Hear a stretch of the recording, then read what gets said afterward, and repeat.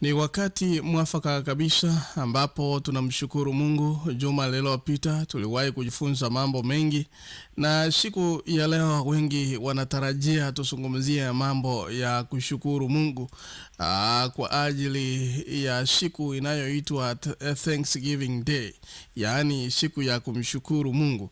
Na haswa sidhani kuwa watu walioanzisha hii siku walikuwa na fikra za kumshukuru Mungu, ila ni kwa kusema asante kwa kila jambo, na wenda walikuwa na matumainio tofauti.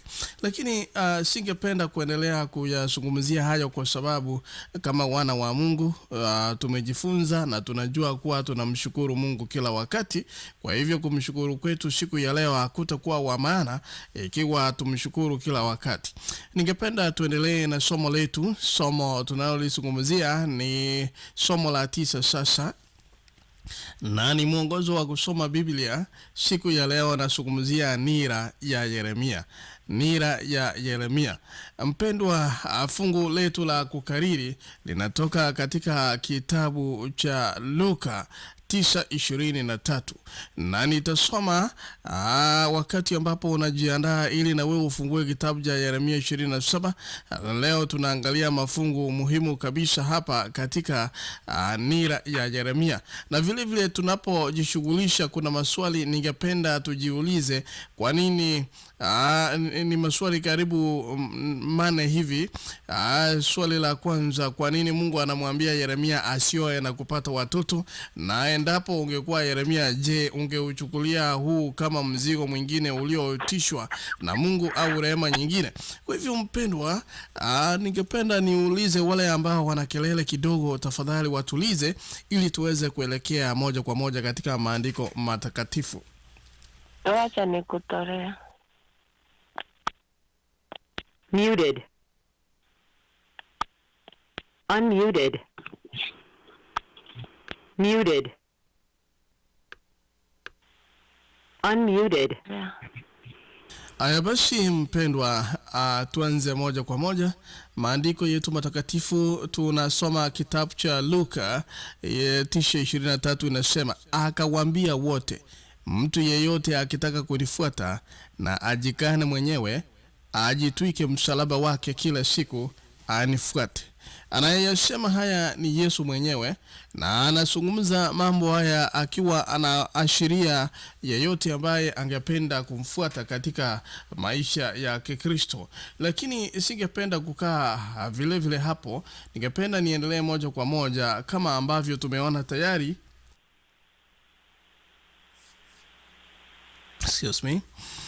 Kama ambavyo tumeona tayari, manabii wa Mungu hawakuhubiri kwa maneno tu, lakini pia kupitia vielelezo. Mpendwa, katika nyakati fulani manabii walitakiwa kuishi kwa kufuata ujumbe huo. Ilikuwa ni njia nyingine ya kuitisha ama kukisha wazo kwa watu ambao wamelengwa. Kwa hiyo Yeremia tena aliitwa ili kuyaishi maneno aliyotakiwa kuyawasilisha. Mpendwa, ningependa kukuuliza tunapoanza kuwa umewahi kuitwa uishi mambo ama maneno unayowasilisha, maneno ambayo unawakilisha kwa watu. Ikiwa unahubiri jambo fulani kwa watu na Mungu anakuitisha kama mwana wake, kama mtoto wa Mungu, ili uweze kuishi na kuonyesha mfano ulio bora, ulio mwema katika maisha ya wale wanaokutizama. Kwanza Yeremia hapa 27 mstari wa 2 ndio umokaa ikiwa umepata, utafungua 27 mstari wa 2. Kwanza Yeremia anatakiwa kuvaa nira iliyotengenezwa kwa mbao. Hilo ni jambo ambalo anaulizwa kwanza ili aweze kuishi kuwa mfano. Hebu ndio umokaa kama umepata usome tafadhali. Bwana ameniambia hivi. Jifanyisie vifungo vya nira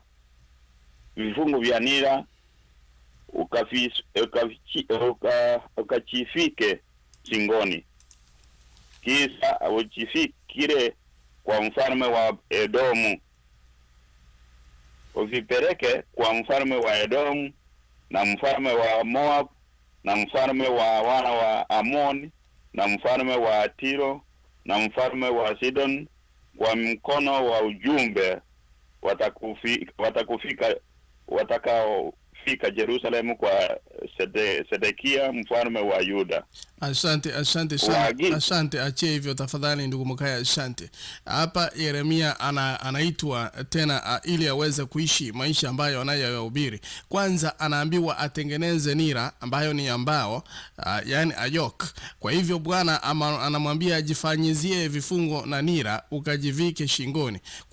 Mpendwa, lazima hiyo ilikuwa ni kazi nzito hata katika mazingira bora, lakini hali hii mpendwa ilikuwa vigumu kwa sababu nabii wa uongo alipinga kile alichosema Yeremia. Juma hili tunaweza kupata mtazamo wenye nguvu mpendwa, kwa ukweli na uongo vikipambana ili kutua mioyo na akili za watu. Mpendwa, tunaona vile vile jinsi ujumbe wa neema unavyoweza pia kuwa ujumbe wa uongo wakati mwingine. Kwa lugha ya Kiingereza inaniambia that had to have been a burdensome task even under the best circumstances. In this case it became harder because a false prophet challenged what Jeremiah said. Kwa hivyo kila wakati, kila jambo unalolifanya ndugu mpendwa, nabii wa uongo lazima ajitokeze ili aweze kupinga. Na hapa Yeremia pia alikatazwa kuomboleza wakati wengine walipoomboleza na kufurahia wakati wengine walipofurahia.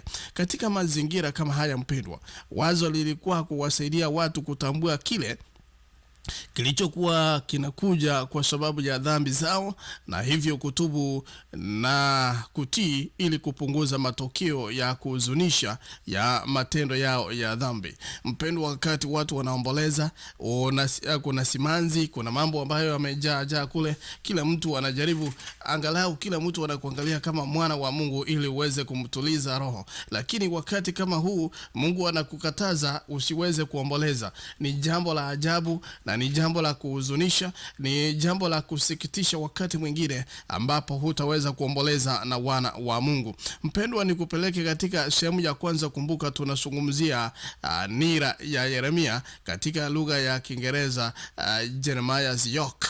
Ni somo la tisa. Swala la kwanza nitakalo lizungumzia a solitary life, yani Yeremia anaitishwa ili aweze kuishi maisha ya upweke. Mpendwa, hakuna swali, kazi ya Yeremia katika maisha haikuwa rahisi. Angelikuwa wa kwanza kukiri hilo vile vile. Hata hivyo mambo yalikuwa magumu zaidi kuliko ambavyo tungeliweza kukiria katika wakati mwingine. Uende usome Yeremia 16 mstari wa kwanza hadi wa 13, uangalie what was the Lord's message to Jeremiah here, however harsh in what ways will it have been a blessing to the prophet. Uangalie kitabu cha Hosea 1 hadi 3.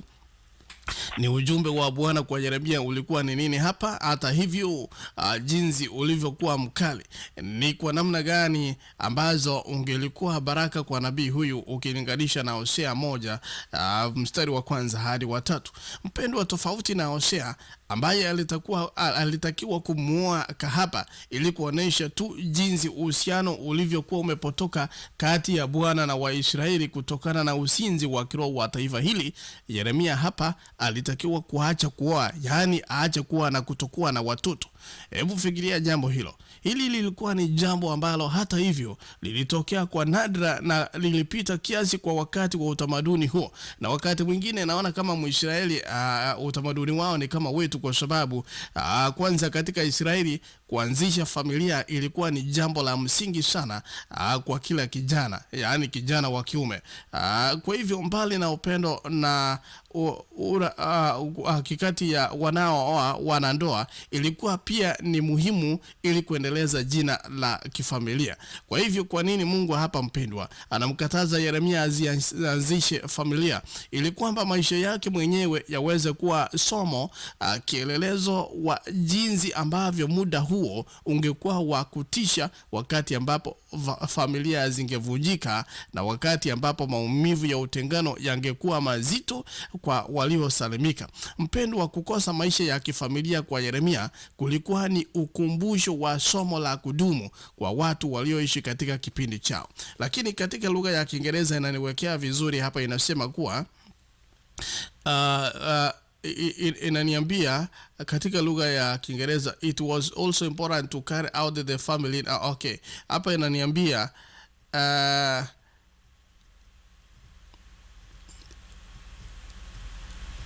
okay, he was forbidden to enter a house where there was mourning. Okay, this will symbolize, lakini ni mambo ya kuwa ningependa kusema kuwa wale watu ambao wanapeana talaka, watu ambao wanaachana, ilikuwa ni jambo ambalo lionyeshe kuwa wale watu wanapoachana, wanapoanzisha familia kisha wanaachana, ule upweke chinzi ambavyo besides the love and the companionship between spouses, it was also important to carry the family name.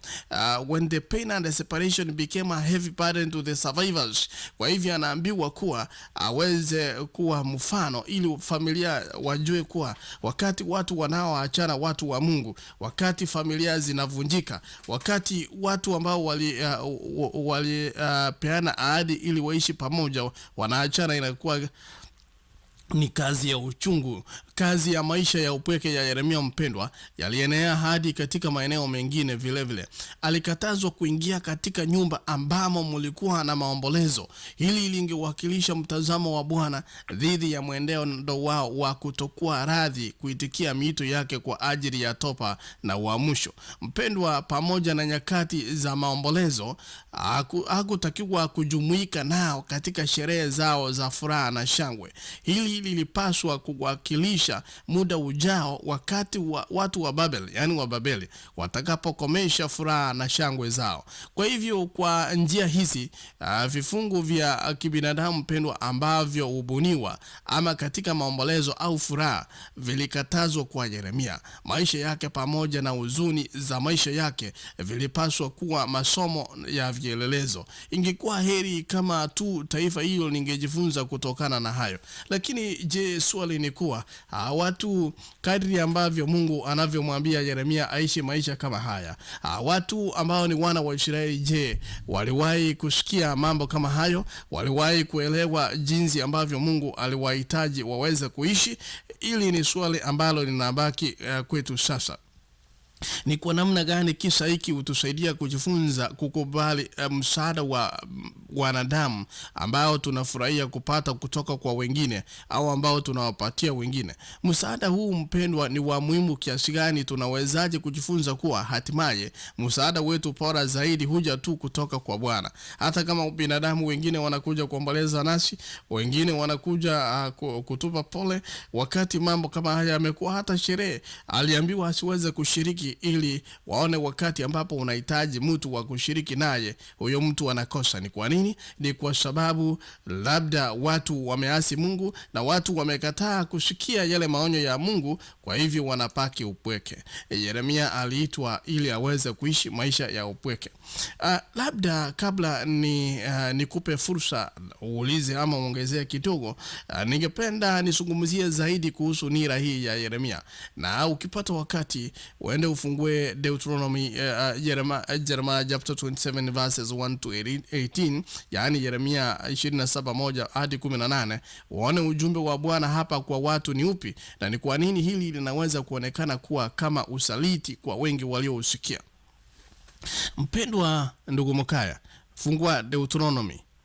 Deuteronomy ni kumbukumbu la Torati 28 mstari wa 48. Unapofungua mpendwa, nira ambayo Yeremia alitakiwa kuivaa mwilini mwake ilikuwa ni alama isiyokosea ya fedheha ambayo taifa hilo lilikumbana nayo. Ni kile tunachokiita utawala wa kijeshi. Kwa hivyo yani it is what we call a military occupation. Mambo kama haya tunayoyazungumzia, wazo hapa ni nira tunazungumzia mpendwa. Wazo la nira huonekana kama linadhihirisha uonevu. Yani unapopatiwa the yoke, unaambiwa beba kwa nguvu, kwa lazima, in a military way. Kwa hivyo unaambiwa ni jambo ambalo si rahisi kulikubali kwa sababu si la kufurahisha. Ndio Mkaya mstari wa 48:28 kama umepata. Okay, 48. Naam. Inasema hivi: kwa hivyo utawatumikia adui zako atakaowaleta Bwana juu yako. kwa njaa na kwa kiu na kwa uchi na kwa uhitaji wa vitu vyote, naye atakufika kongwa na chuma shingoni mwako, hata utakapokwisha kuangamiza atakaye kuangamiza. Kwa hivyo ndugu mpendwa, hayo ni mambo ambayo yalikuwa na Waisraeli wanaambiwa wakati ambapo watachukuliwa mateka, wataweza kuwatumikia maadui wao. Ndipo inasema, therefore you shall serve your enemies whom the Lord will send against you in hunger, in thirst, in nakedness, and in need of everything, and he will put a yoke of iron on your neck until he has destroyed you, mpaka atakapo kuangamiza. Mpendwa, tunapozungumzia nira si kitu ambacho ni cha furaha. Kwa hivyo umesikia kuwa wazo la nira huonekana kama linadhirisha uonevu, yani mtu anayeonewa. Kwa hivyo Yeremia alitakiwa kufahamu kuwa uzoefu wa mwili wake mwenyewe kile ambacho uvamizi wa Babeli unamaanisha. Kwa hivyo wakati ambapo Mungu anamwambia kuwa Babeli itakuja kuwavamia, Mungu anataka Yeremia aweze kuelewa jinsi ambavyo uonevu huu unamaanisha. Nira iliyotengenezwa kwa mti ambao Yeremia alivaa mikononi na shingoni mwake, mpendwa, ilikuwa na urefu wa mita 1.5 na unene wa sentimita 8, 1.5 meters, and na inasema unene wa sentimita 8.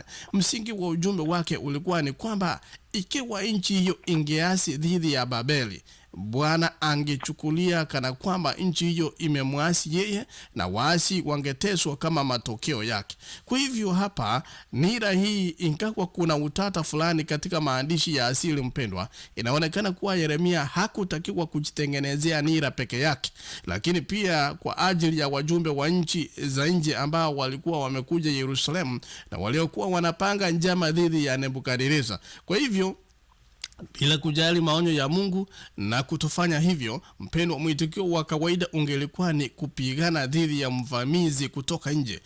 Kama kawaida unapovamiwa unajitayarisha ili uweze kupambana, ili uweze kama sasa tunapozungumza kule Russia, hapo juzi kumekuwa na mambo kule Russia ambapo Turkey, Uturuki imewahi kulipua ndege moja. In retaliation, Russia wamesema na sisi tumetengeneza kombora, yani ile bidhaa, ile silaha ambayo inazuia inapigana on air, kwa hivyo inazuia makombora na vile vile inalipua. So ni kama tunaelekea third world war, kwa sababu mambo mengine yanazidi kutokea. Lakini mwitikio wa kawaida ungelikuwa kupigana dhidi ya mvamizi kutoka nje, jambo ambalo walitaka kufanya. Bila shaka maneno ya Yeremia hayakukubaliwa basi kabisa. Mpendwa, ni jambo gani hasa ambalo ni la muhimu kuhusu ujumbe unaopatikana katika Yeremia 27 mstari wa 5?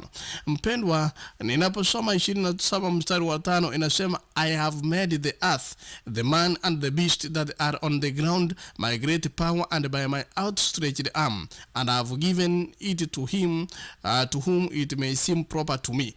Yeremia anaambiwa hapa namna gani? Hapa tena kama tunavyopata, mpendwa, kote katika Biblia nzima, Agano la Kale na Jipya, Bwana kama muumbaji ni mtawala juu ya dunia yote. Hata katikati ya kile kinachoonekana kuwa ni machafuko na majanga, jinsi ambavyo tumewahi na tumeendelea kusoma, mpendwa, uvamizi na kutawaliwa na taifa la kipagani, nguvu na mamlaka ya Mungu vinadhihirishwa bado. Na hili lilitakiwa kuwa chanzo cha matumaini kwa yeyote katika masalia waaminifu, mpendwa. Ni jambo gani? Ni jambo moja kuwa chini ya kongwa la utumwa, mpendwa. Hata hivyo jiulize mwenyewe, je, umeweka mtu mwingine chini ya kongwa lisilo halali? Kama ndivyo, kwa nini usiliondoe sasa ili Mungu aweze kutawala? Kwa hivyo mpendwa, huu ndio ulikuwa ujumbe wa Yeremia kwa wana wa Mungu. Bila shaka wana wa Mungu hawakutii.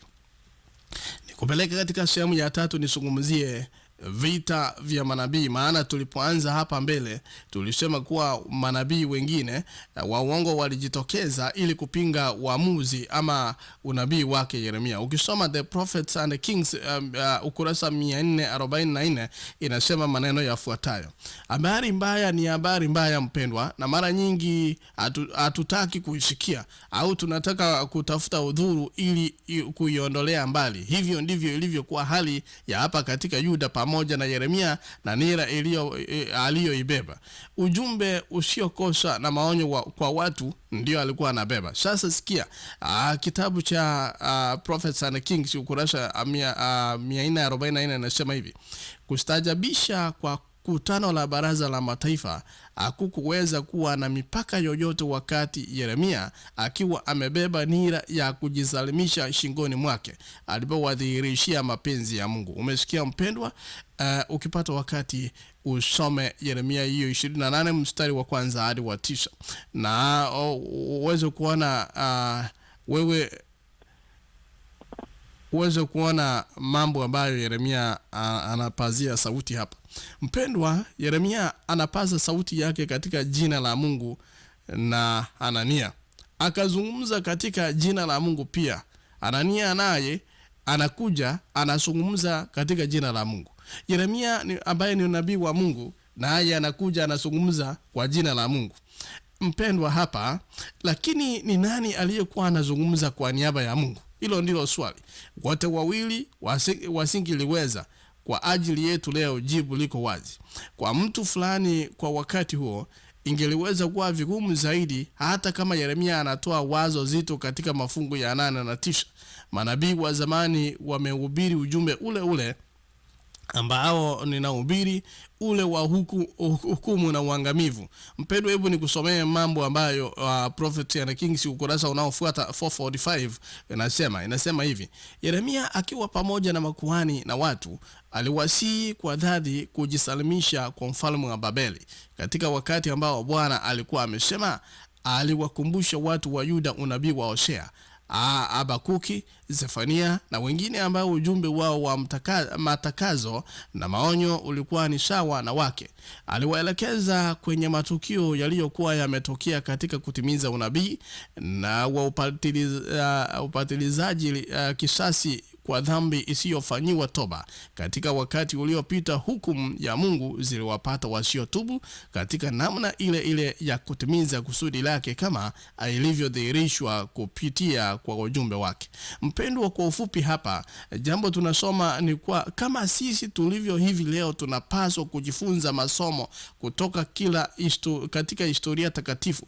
Yeremia alikuwa anatafuta kuwafanya watu wa wakati wake kutenda jambo hilo hilo.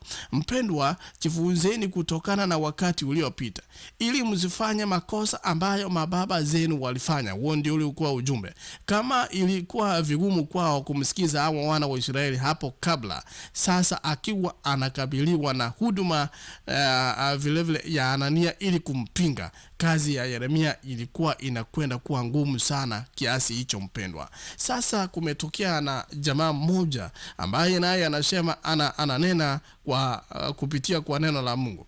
Nikuulize, kama Yeremia alikuwa anazungumza nasi leo jambo lile lile ambalo alikuwa anaongea na wana wa Yuda, na Hanania naye anajitokeza, utajuaje ni nani ambaye ananena ukweli? Utajuaje ni nani ambaye ametoka kwa Mungu? Mpendwa, Hanania ambaye jina lake umaanisha Mungu amekuwa mwenye neema, huonekana kuwasilisha ujumbe wa neema, ujumbe wa msamaha, ujumbe wa wokovu.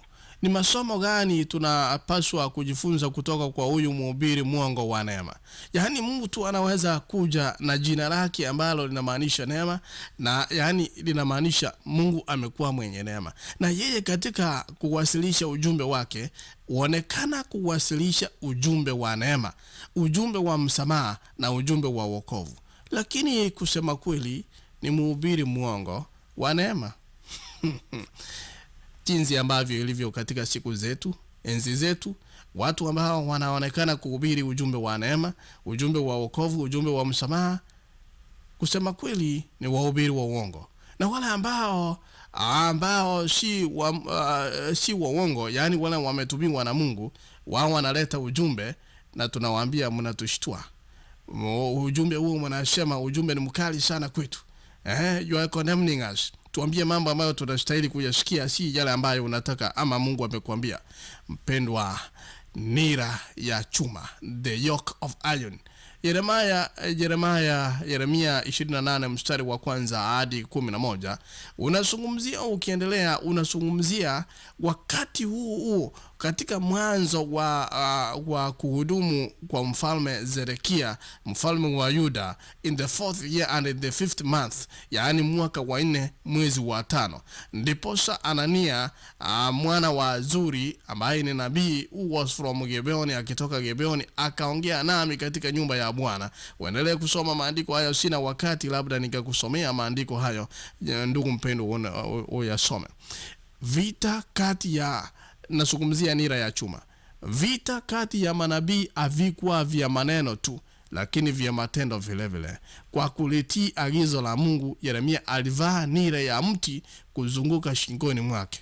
Hii ilikuwa ni alama ya hadharani ya ujumbe aliyokuwa anawapelekea watu.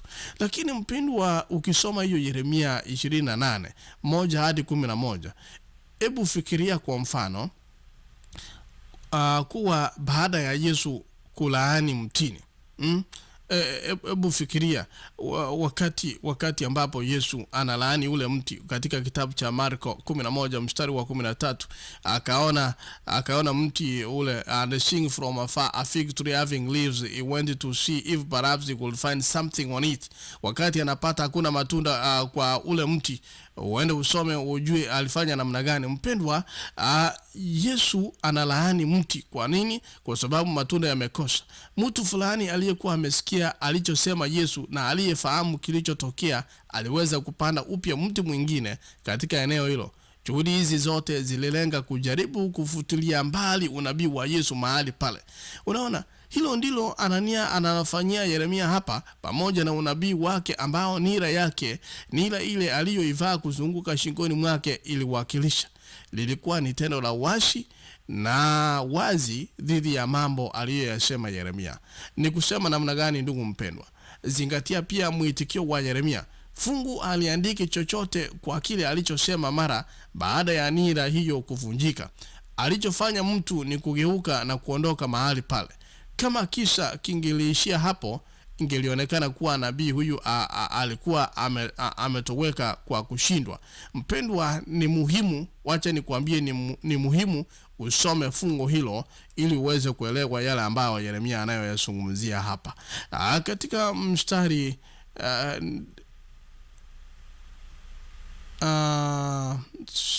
sioni katika, ningekuwa na lugha ya Kiswahili hapa ningeenda haraka sana ili nikuelekeze mambo mawili matatu yale ambayo unastahili kuyajua katika fungu hili.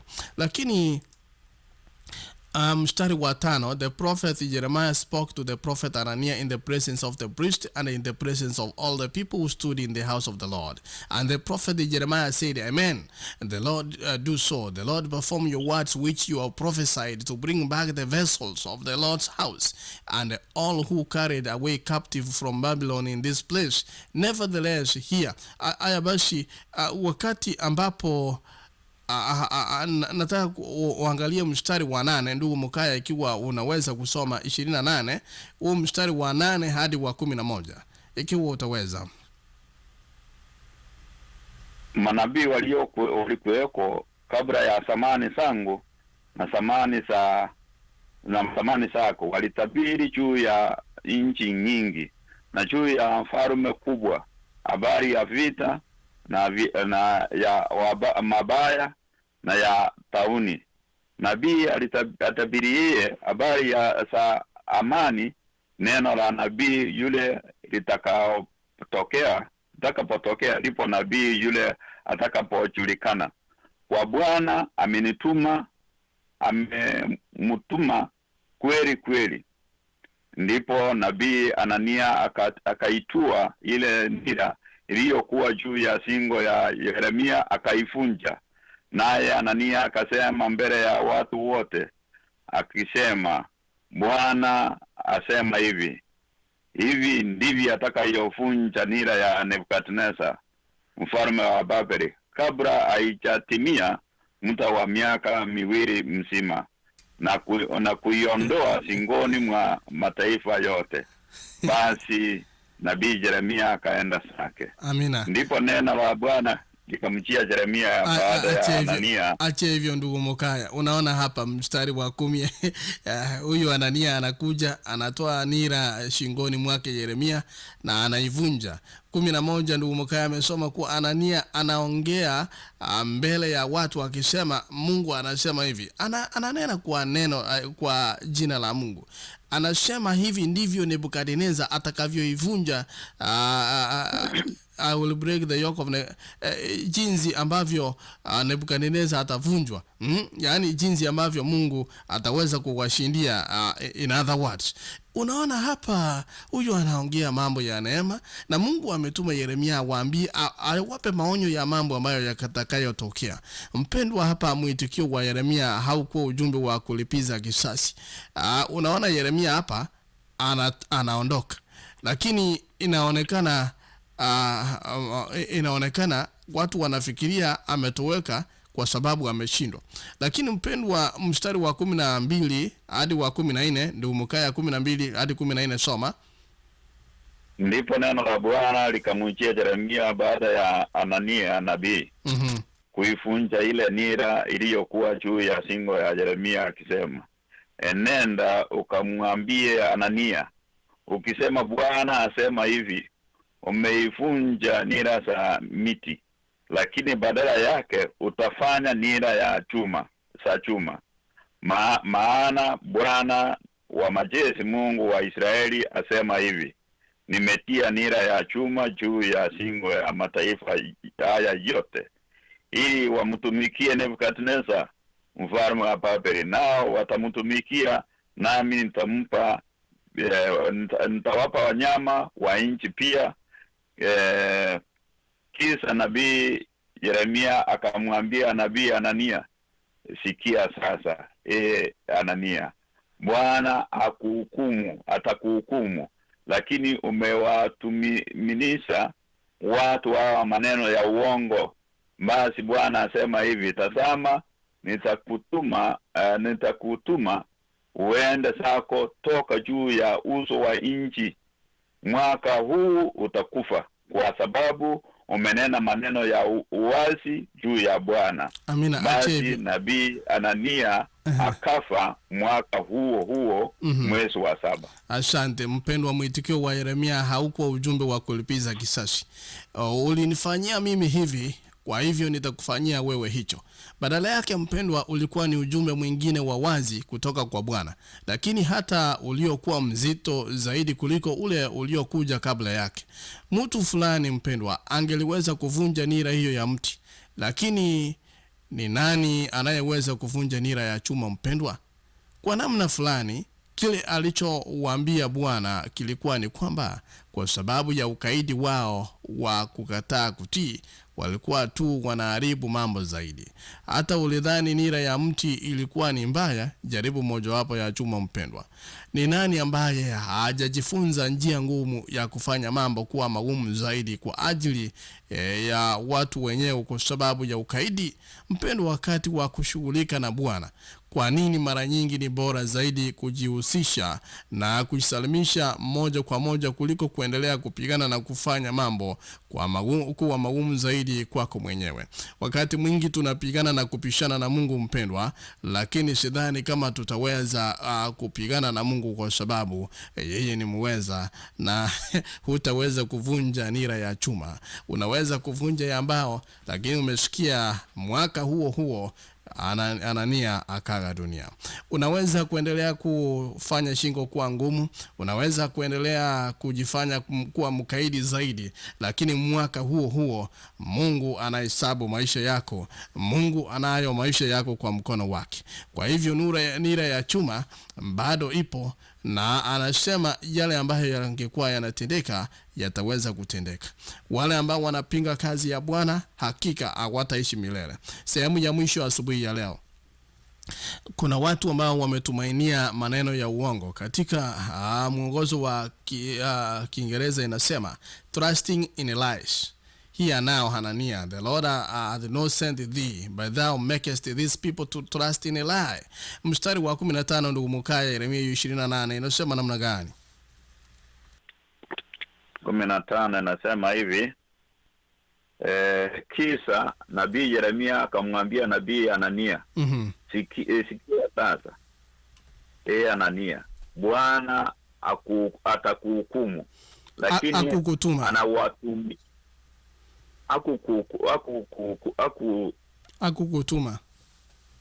hakukutuma, lakini umewatumainisha watu hawa maneno ya uongo. Amina. Unasikia mambo ambayo Yeremia anamwambia nabii Anania, anamwambia Bwana hakukutuma, lakini unawatumainisha watu hawa maneno ya uongo. Mpendwa, jibu linalotuambia aliyekuwa sahihi hapa ni Yeremia ama Anania linakuja mapema sana. Mstari wa 16-17 ndugu Mkaya. Basi Bwana asema hivi, tazama, nitakutuma uende zako toka juu ya uso wa nchi.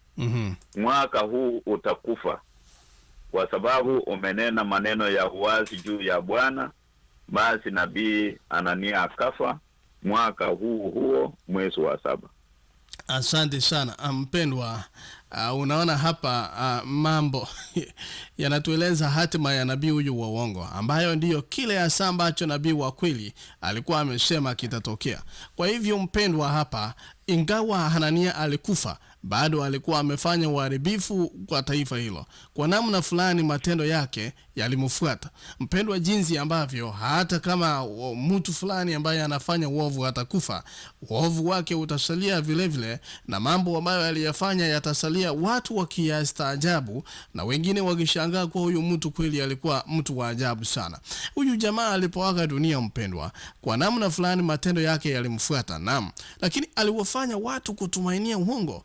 The repercussions, neno la Kiebrania ni hipil, ambalo ni aina ya usababishi wa kitenzi, yani kutumainia.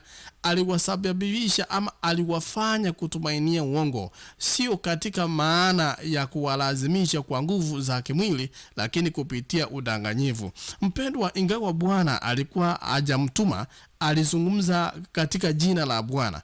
Jinsi ambavyo wengi wetu Bwana hajatutuma, lakini tunazungumza katika jina la Bwana. Mpendwa, tunadanganya watu na wanaweza kutumaini matumaini ya uongo badala ya kumtumaini Mungu ambaye ni wa kweli. Mpendwa, alizungumza katika jina la Bwana na kitendo kilichobeba uzito mkubwa katika Yuda.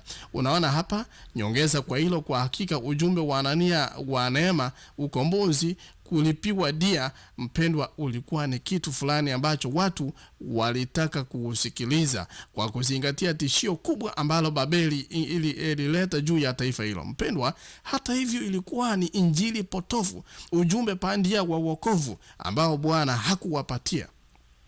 Katika ulimwengu wa leo wa sasa, kuna manabii wangapi ambao, kuna watumishi wangapi ambao tunanena katika jina la Bwana na tukasema niliota usiku, Bwana aliongea pamoja nami. Na maneno haya tuna badala ya mtu aone maonyo ambayo mambo yanakuja ili aweze kujiepusha, anasema I'm okay. Mungu amesema mambo mazuri kwangu. Kwa hivyo mtu anaacha kubadilisha mwenendo wake, anasema ako vema kabisa. Kwa hiyo mpendwa, katika wakati ambao watu walihitaji kusikia maneno ya Yeremia na ujumbe wa wokovu ambao alikuwa ameuleta, walisikiliza maneno ya Anania badala yake, na hili lilifanya taabu yao kuwa mbaya zaidi. Mpendwa, uende usome Timotheo wa 2:4, 3 na 4. Ni nini ambacho upatikana kwenye mafungu hayo ambayo tumesoma. Mpendwa, mambo sio tofauti leo hii, na tupo katika pambano kuu, vita vya kwa ajili ya mioyo na akili za mabilioni ya wakazi wa ulimwengu huu. Shetani anatenda kazi kwa bidii kuwapata wengi kwa kadri inavyowezekana, ili waweze kutumaini uongo, na kwamba udanganyifu unaweza kuja kwa njia ya siri na mbinu nyingi. Kwa kadri tu inavyoendelea kuwa ni uongo mpendwa. Hata hivyo, kwa sababu Yesu alisema mimi ndimi njia na kweli na uzima, Yohana 14 na mstari wa 6, kumbuka. Uongo wa shetani unaweza ukahusu chochote na kila kitu kwa kadri tu isivyokuwa na ukweli kama unaopatikana katika Yesu. Mpendwa, nikuulize swali. Ni nini baadhi ya uongo ambao umeenea sana katika utamaduni wako leo? Kwa nini kumng'ang'ania Yesu na neno lake ndio ulinzi wetu pekee dhidi yake? Mpendwa, kama tumekwisha kuona, watu hutaka kuamini habari njema, sio habari mbaya. Walitaka kuamini kwa mfano katika ujumbe wa Anania, sio wa Yeremia. Leo hii jambo kama hilo hutokea vile vile. Wengi bado wanasisitiza kwa mfano kwa ulimwengu wetu utaendelea tu kuwa bora kwa kadri muda unavyoendelea. Ndipo unasikia watu wanasema climate change. Hapo jana nimemwona kiongozi wa Marekani akisema kuwa climate change, watu wakizingatia mambo yatakuwa vema. Na watu wengi hata hivyo, hata mpendwa, watu wanaona tu kuwa ulimwengu utaendelea kuwa bora kwa kadri muda unavyoendelea. Hata hivyo, hata mkana Mungu kama Terry Eagleton anaona vile tu wazo hili lilivyo la kipuuzi. Mpendwa, acha nikusomee vile alisema.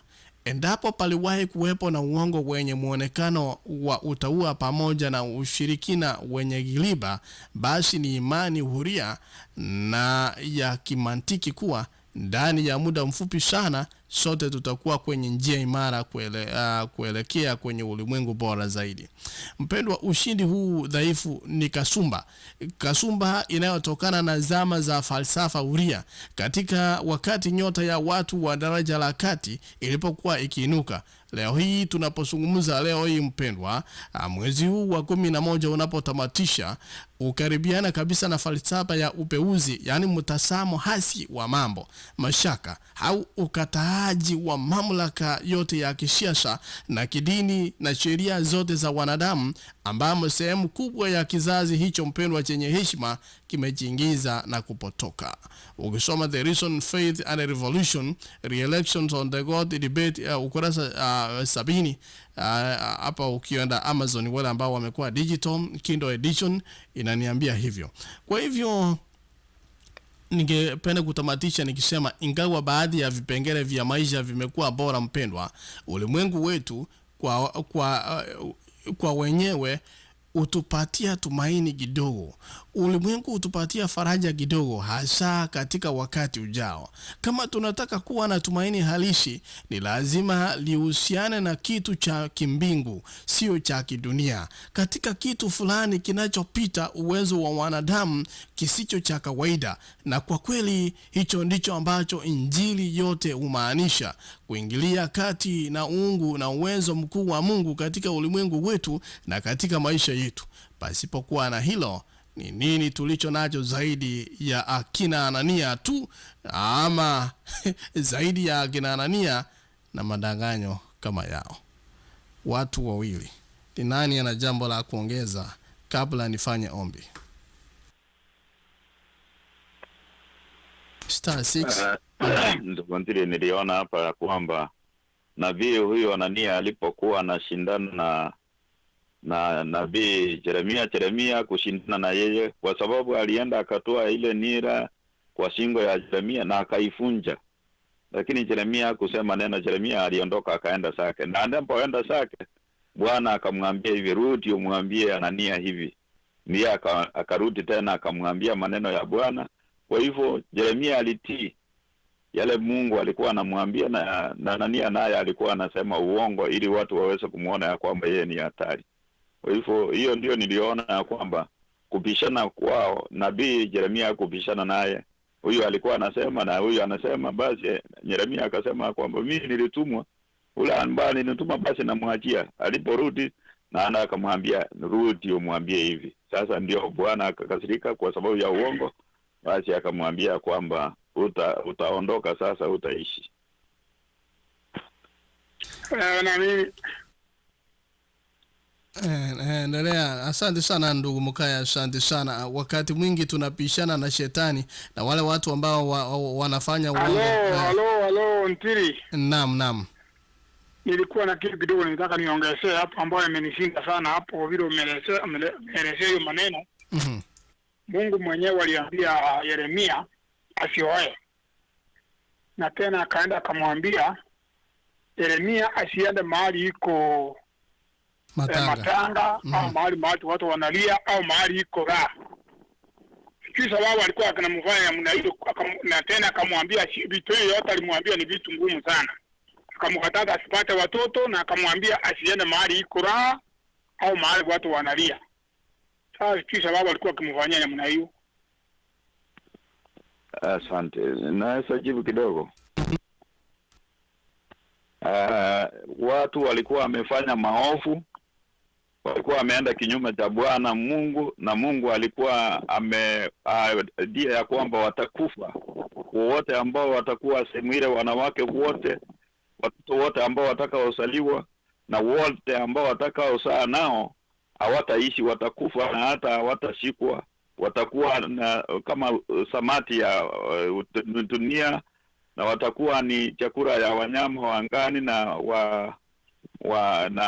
na ndege wa angani. Kwa hivyo aliona ya kwamba atakapooa basi atakuja kusononeka, kwa sababu watoto wake watakaozaliwa katika nchi ile hawataishi, na unaona wanakufa, basi hata kazi ile ambao unaifanya itakuwa kwa sababu ya dhambi ambayo walifanya na wako wataishi. Asante. Na kumbuka tulivyoanza katika somo letu. Tunasema Yeremia alikatazwa kuomboleza wakati wengine walipoomboleza na kufurahia wakati wengine wanapofurahia. Na katika mazingira kama haya, wazo, yaani kwa sababu nyingi kubwa ilikuwa ni kuwasaidia watu kutambua kile kilichokuwa kinakuja kwa sababu ya dhambi zao. Hebu niyaweke mambo haya katika njia iliyo wazi kabisa. Wakati ambapo umeongea na unajua, yani umefunuliwa, unajua in the next week mambo hayatakuwa mema hapa. Kuna mtu anapiga kelele kidogo. Unaambiwa next week hii dunia itaharibiwa, na una uhakika na umeona na mtu mwingine hajaona, yeye unajaribu kumwambia, huyo mtu hataona maana. Lakini wewe ambaye una huo ujumbe utaona maana zaidi, na utashughulisha ujue watu wanajua kile ambacho kinakuja. Kwa hivyo hapa Yeremia, wazo kubwa lilikuwa ni kuwasaidia watu watambue kile kilichokuwa kinakuja kwa sababu ya dhambi zao, na hivyo kutubu na kutii ili kupunguza matokeo ya kuhuzunisha ya matendo yao ya dhambi.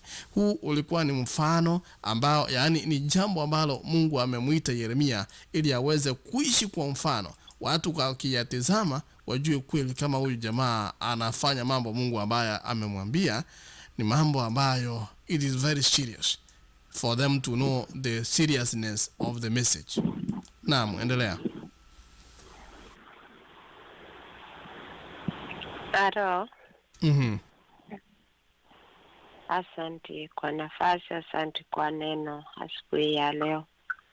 Na mimi niliangalia hiyo mambo Yeremia alikuwa anaenda through, na vile alikuwa anataka kuonya watu na watu hawaoni kweli.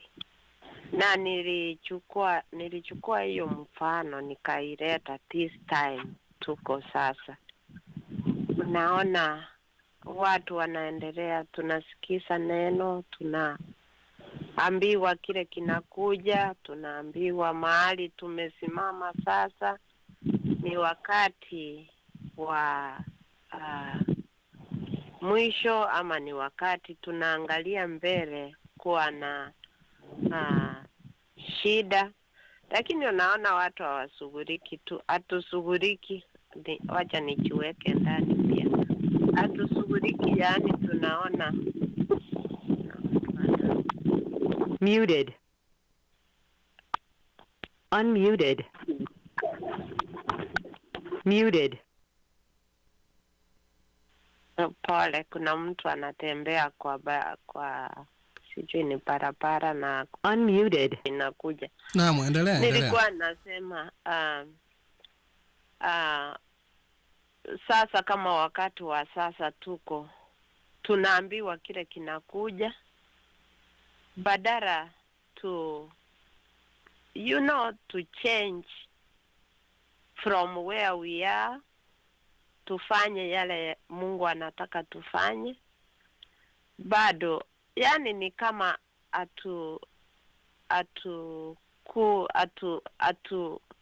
Swahili ni ngumu.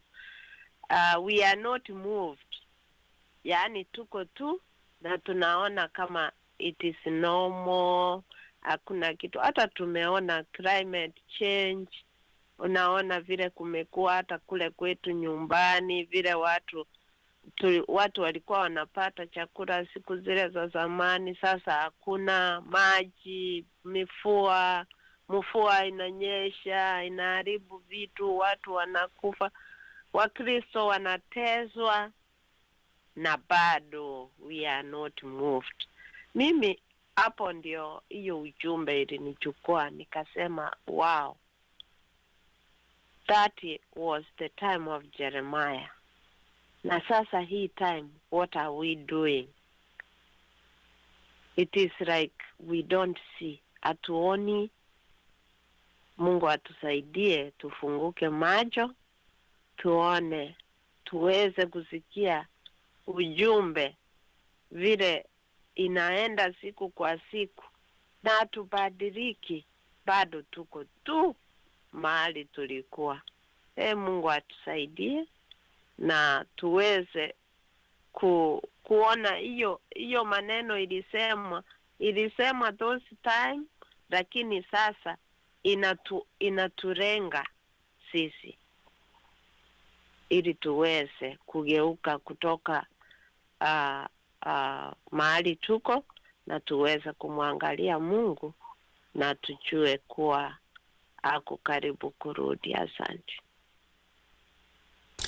Asante sana. Labda mtu wa mwisho. Beatrice.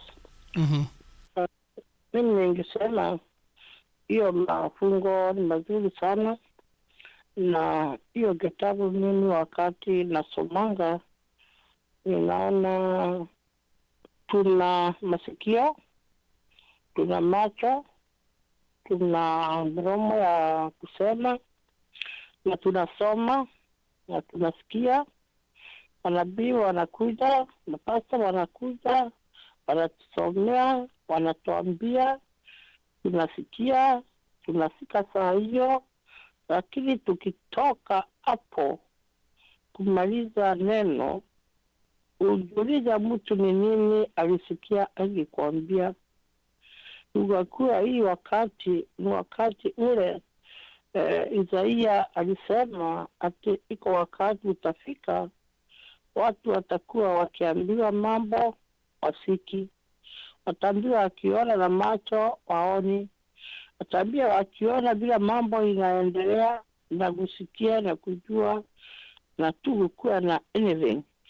Indasi hukua kama ni kawaida tu, ni kawaida. Mahubiri siku hizi ilikuwa ni kama wimbo. Watu wanaenda kanisani wakahubiriwa, lakini the change hakuna.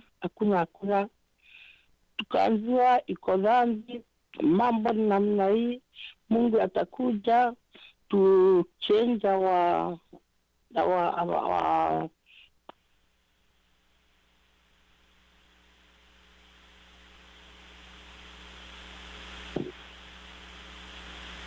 Mama Beatrice, umepotea.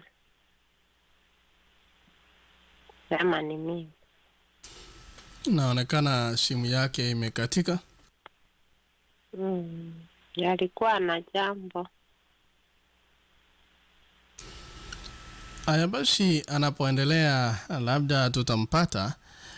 Jambo tumesoma ni kuwa Yeremia, Mungu ana jambo la kuongea kwa watu wake, na kadri ambavyo Mungu anavyoleta maneno yake kwa watu wake, kunakuwa na wengine ambao wanakuja na counterfeit kupitia kule kuanzia Edeni. Unaona, Mungu anasema msile, shetani anakuja anasema kuleni. Kwa hivyo ni vita ambavyo vimeendelea kutendeka tangia mwanzo wa dunia, na vita hivyo vinaendelea baina ya wema na uovu. Mpendwa, itabidi ufanye uamuzi. Ni sauti ya nani utakayoisikiliza? Na jambo la mwisho, Mungu anapokuambia kuna mambo ambayo there are some things he tells you have to sacrifice. Anakuambia awali, anakuambia ukitaka kuishi maisha ya utaua lazima mateso yatakuwa. Kwa hivyo tumeitwa ili tuweze kuishi kwa mfano, si kwa maneno. Wengi wetu ni rahisi sana kuishi kwa maneno. Biblia inasema linda sabato. Wengine nimeona popo akiingia kule Kenya, wengine tunaingia katika vita vya maneno. Lakini unapoulizwa unaishi jinsi ambavyo Mungu anataka, haya ni mambo ambayo hutaki kuongea kuyahusu. Mpendwa, kuwa na msimamo ili uweze kuishi jinsi ambavyo Mungu anakuhitaji uishi. Na ikiwa umetumwa uweze kupeleka ujumbe kwa watu ambao Mungu amesema dunia itaweza kuangamizwa, usiache kutangaza ujumbe kwa sababu watu hawataki kuusikia. Wewe sema yale Mungu anayoyasema, na kisha utaweza kuokoa nafsi yako. Huenda kukawa na mmoja, huenda kukawa na wawili, ili waweze kusikia ujumbe. Unapohisi kukata tamaa na kuogopa, unajisikiaje pale mtu wa muhimu kabisa anapoomba msaada kwako mpendwa? Na vile vile je, mara nyingine huwa unajisikia kukata tamaa endapo mambo hayakwenda vizuri kutokana na chaguzi zako mbaya? Mungu anatuambia kwamba mustakabali wetu unaweza kuboreka ikiwa tutayafuata mapenzi yake. Kwa hivyo asubuhi ya leo, mchana ama jioni, endapo mambo yamekuendea kombo kwa sababu umekuwa ukiyafuata mapenzi ya Mungu na watu waovu wanakudhuru, Mungu anasema kuwa atalishughulikia tatizo na kulitekeleza kikamilifu katika siku za usoni. Jambo la msingi ni kuyafuata mapenzi ya Mungu. Je, utafanya uamuzi sasa hivi kufanya hivyo? Tuombe. Mungu wetu na Baba yetu, tunakushukuru kwa ajili ya wema na fadhili zako. Tusamehe dhambi zetu. Asante kwa neno lako. Tufanye tuyafuate mapenzi yako. Tuandae kwa ajili ya ufalme wako katika jina la Yesu mkombozi wetu. Amen. Amen. Amen. Asante mtangazaji kwa neno.